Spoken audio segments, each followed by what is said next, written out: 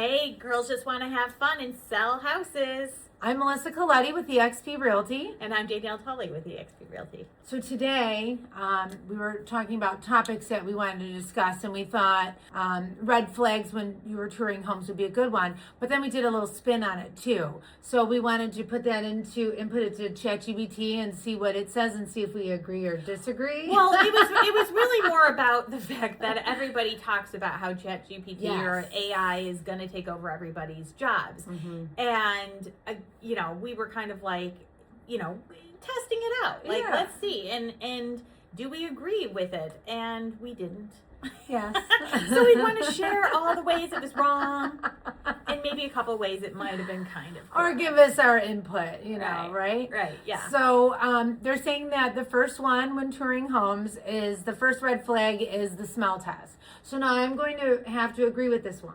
I agree with the smell test. If I walk into a home that we're touring, obviously I don't say anything unless it's, terrible. The only things that I point out is a strong, a dampness, moldy smell, musky smell, those kind of things. But they were also saying something about fresh paint smell. No, that's the thing. I mean, yes, of course, when you walk into a place, everybody, you have your senses. Yeah. You walk into a place and smelling it doesn't matter if you're looking for a house, if you're visiting somebody's house, if you're walking into a store or anything, that's one of the things that you experience is smell. So yes, of course, but it was specifically saying that fresh paint or overly musty, overly perfumed places are trying to cover things.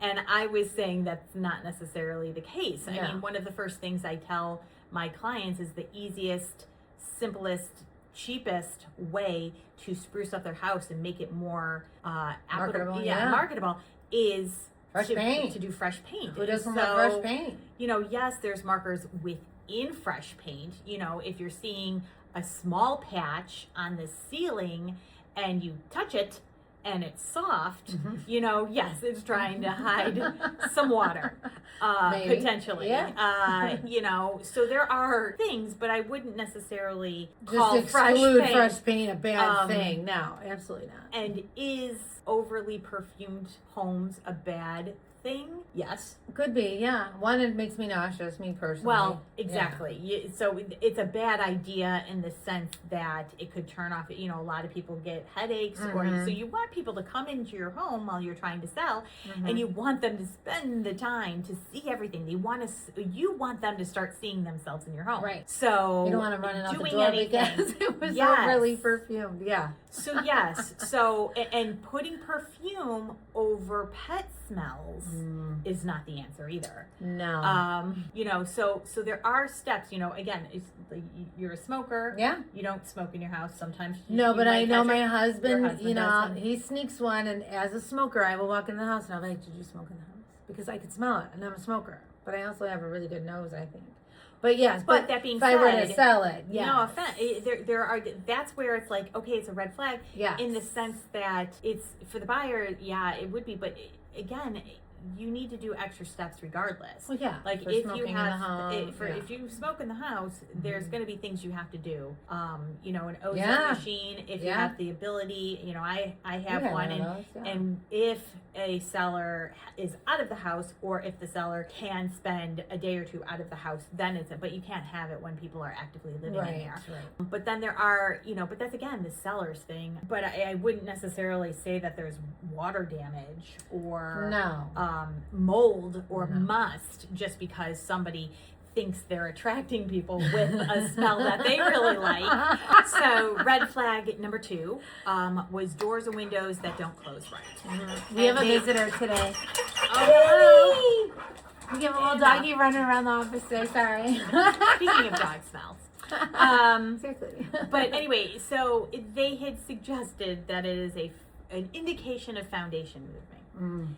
And foundation does move. There's a difference between foundation moving and a structural problem. No, I would think so, yeah. Also, let's be honest, it could just be craftsmanship. Yeah. Yeah. I mean, there are a lot of, no offense, DIYers out there. You said craftsmanship. It could be craftsmanship because there's a lot of DIYers out there who don't necessarily, or please, professionals out there that do a crap job. I mean, Yeah. that kind of just throw something up and it's up, so it's good. So, I mean, of course, if, there are bigger indications of structural problems than doors, obviously larger cracks and things like that. And I think that is the next one. Yeah. Where hairline cracks are normal, is cracking. And it's like, what's the difference between what is a problem and what's not? And that I do agree. If you're seeing large gaps, basement or ceiling, especially brick, you've seen the large gaps. It separates too, yeah. But again, sometimes that's just the brick movement or something. And so then but it's definitely an indication to get professionals, the right people out there to look at it during inspection period. Yes. If you move forward. Yeah, I mean, a red flag is a red flag, and a lot of inspectors have, like a red type of thing, and a red usually is, hey, this is something that if an issue needs to be handled sooner rather than later. And so, yes, like if there is distinctive cracking anywhere. And that's, again, another thing, though, that I think should be something that an agent should talk to their sellers about. Yeah. Be proactive. Right. If you have a gap this big between, going all the way down on the side of the house through your brick, have somebody come in and look at it. Especially if you're listing the house, you go through it, you look through everything, you ask the seller questions so you know things. Because if you see them, chances of other people seeing them when they come through with their agent is, they're going to check them out too. One of the main things I always say is that buyers get double discount for any visible issues, because a lot of times people are like, I don't want to deal with it. Yeah. So then they may or may not adjust the price for that. Okay, maybe the house should have been sold for, listed for $450, but there's this thing, and they're like, okay, well, you know what, the condition, because pricing is about condition of the home, and they might go, okay, well, you know what, let's ask $440 or $430, depending on how big the issue could be, not known, because it has to be in the disclosures if it's actually known. But it could be, and then somebody comes through at the $430, let's say, and they see it, and then they see in the disclosures, or they see it when they're looking, they're like, you know what, I like everything, except look at this. This thing needs to be done. And then they offer $410 because they've... Sorry. He's so cute. Sorry. Because... it's real life, right? Yeah. So because they think it's going to be a deal as well. And so now a house that if maybe you would have gotten somebody to come in and given you a quote, you don't even have to fix it. Just get the quote. Yeah. Right? So maybe you had a quote for $2,500. You just lost potentially $40,000 on a $2,500 fix. Right. I'm making up numbers here, but this is how it works. Yeah. I mean, you take a big chunk, you go, oh, I don't know, it's not worth my time, I don't want it. And then somebody else is like, yeah, well, I'm going to take that and take more money off. Yeah. And now it's much farther. And this isn't even getting into the inspection. And the inspector comes in and goes, you know what, this is a problem. It's like, oh, yes, you're right. And I mean, we're just... It's trying to help you be more proactive. Yeah. But again, it's something to be considered of. Yeah. Well, the next one is water and drainage issue. I always say that if your inspection day falls on a day when it's raining, it's a great day. Yes.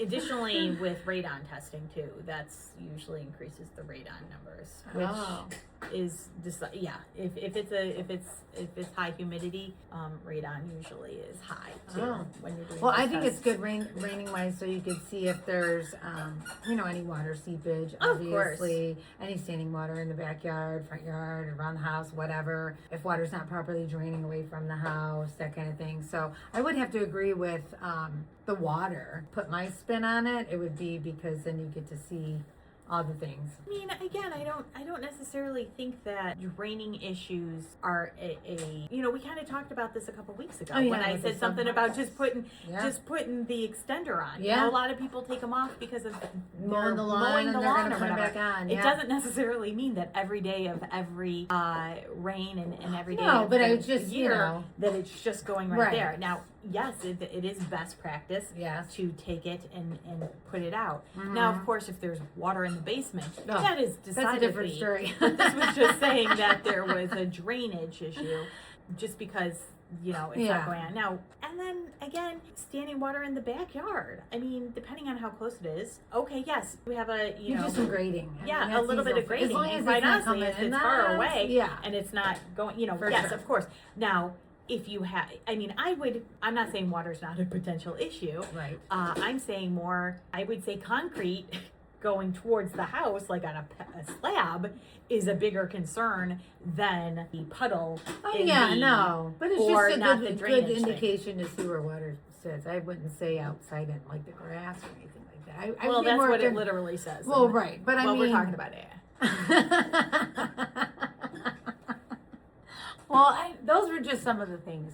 So I guess basically we're just saying that, we were comparing what our thoughts would be versus AI, but they're all good things to be aware of, but I wouldn't necessarily call them deal breakers. Obviously, if you get professionals in there, do your home inspections, you know, when you're working with a realtor, that's always their professional opinion, but it just basically just don't walk in. I'm trying to say, like, don't walk into a house blind. Just to have some I guess little what I'm trying to say is that AI's. She's stuck on AI. Well, this would. Yes.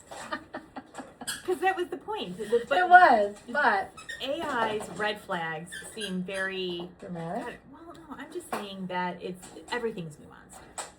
And some people sometimes say, "Oh, that's because I'm waiting for the sale." No, trust me, I want you to be happy in your house, and I don't want you to think, you know, I don't want the house to be flooded the next day you know, whatever, having, I don't know, mold issues or whatever. But there's so many other steps in the process that will try to find it, you know, find those indications, find those red flags, or actually prove that it's an issue or not. Than what AI leads you to believe, I guess is what I'm trying to say. Just by plugging it in there and seeing what it says, it's like doom and gloom almost. Yeah, right. Well, again, I mean, it's going to make it that much harder. Yeah. You know.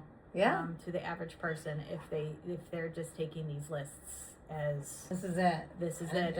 And all. There's water. What is it? What's that saying? End all be all. Yeah. End all be all. Yeah. End all be all. Nope. According to AI. So, anyway, use your agents. Use us. Yeah. Lean on them. For, you know, again, it's about communication. It's about trying to help you manage the expectations of what a house should look like, should be, how the inspection, you know, when you have an inspector, have an inspection.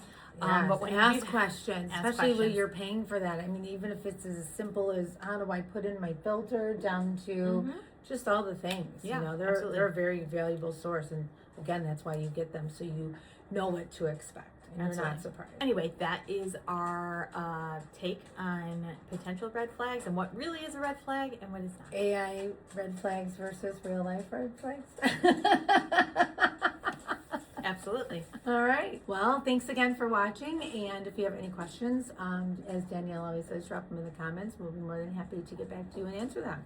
So again, if you're thinking about buying or selling now or in the near future, just reach out to either Danielle or myself, and we'll be happy to assist you. See you on the next video. Bye.